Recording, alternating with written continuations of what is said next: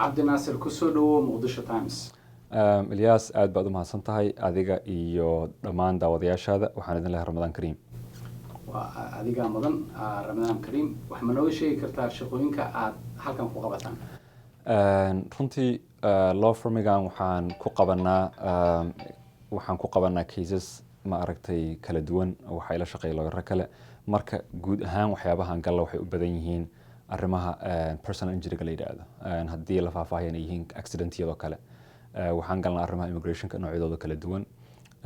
waxaan galnaa arrimaha qoyska oo la yiraahdo family law oo ay kamid yihiin divorceska oo ay kamid yihiin maaragtay carruurta la kala wareejinayo iyo maaragtay qaybaha kala duwan arrimaha qoyskaba. waxaan galnaa arrimaha maaragtay criminalka oo ay kamid yihiin trafficka kamid yihiin mataqaana qof dambiyo lagu soo oogay inay markaa helaan qareeno diyaar u ah oo maaragtay sharcigeena aqoon u leh inay maaragtay mar walba garab istaagaan. marka waxyaabaan qaban arrimahaas u badan. ma jirtaa in law firmkiina uu yahay law firmka keliya ee qof Soomaali ku hadla uu leeyahay? dabcan waa arrin runtii abuuraysa fursad abuuraysana iyadana mataqaana sidoo kale challenges maadaama ay tahay firmigii keliya maanta ka jira deegaankan Minnesota ka jira uu yahay. aad baan runtii ugu faraxsanahay. at the same time mataqaana waxay na saaraysaa culays badan oo ah inaan ka soo baxno culayska marka la leeyahay mataqaana law firmiga keliya Soomaali maaragtay ay dadku hadla leeyihiinba. inaan maaragtay shaqo quality leh aan shacabkeena u qabano.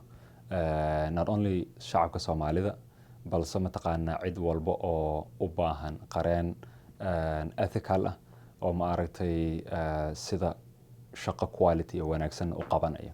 marka dadka aan u adeegno waxa kamid ah maaragtay dadka Isbaanishka ku hadla, dadka mataqaana arrimaha immigration oo kale ka kala yimid dacallada adduunka, dadka maaragtay wadankan mainstreamka waa arrimaha divorceska u baahan, arrimaha mataqaana child supportiga su'aalahooda taagan, accident-yada kale ay mataqaana galaan.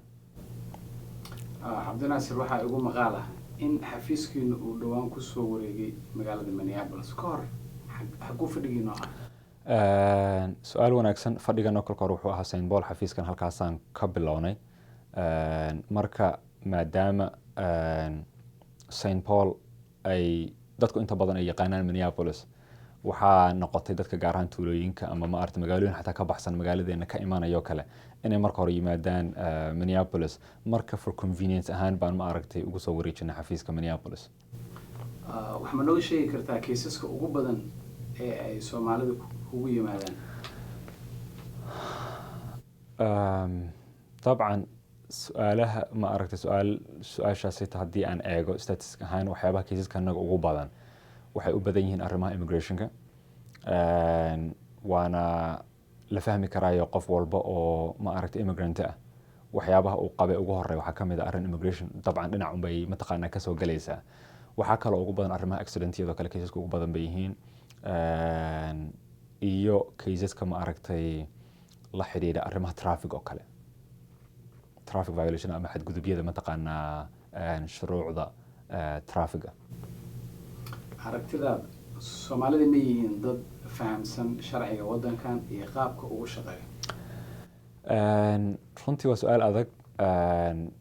waxaana not only Soomaalida, marka cid community walba oo ku cusub wadankan waxay kala kulmayaan challenges badan. sababtoo ah shuruucdii ka jiray wadamadii ay dadku ummaddu inta badan ka yimaadeen iyo shuruucda wadankan aad imanaysa gurigaada cusub ah mar walba way kala duwan yihiin.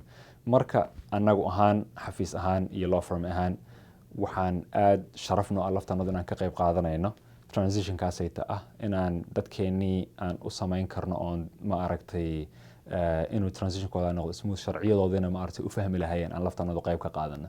marka inaan anagu laftanadu qayb ka nahay ma aragtay dadkeena si arrinta u fahmi lahaayeen wax weyn bay anagu laftanada noo tahay. waana challenges mataqaana runtii muddo dheer qaadanaya in ay dadkeenu fahmaan ama ma aragtay la fahmaba sharciga wadankan guud ahaantiisa. wax ma nooga sheegi kartaa farqiga u dhexeeya magaaladii aad ka soo guurtay iyo halkan?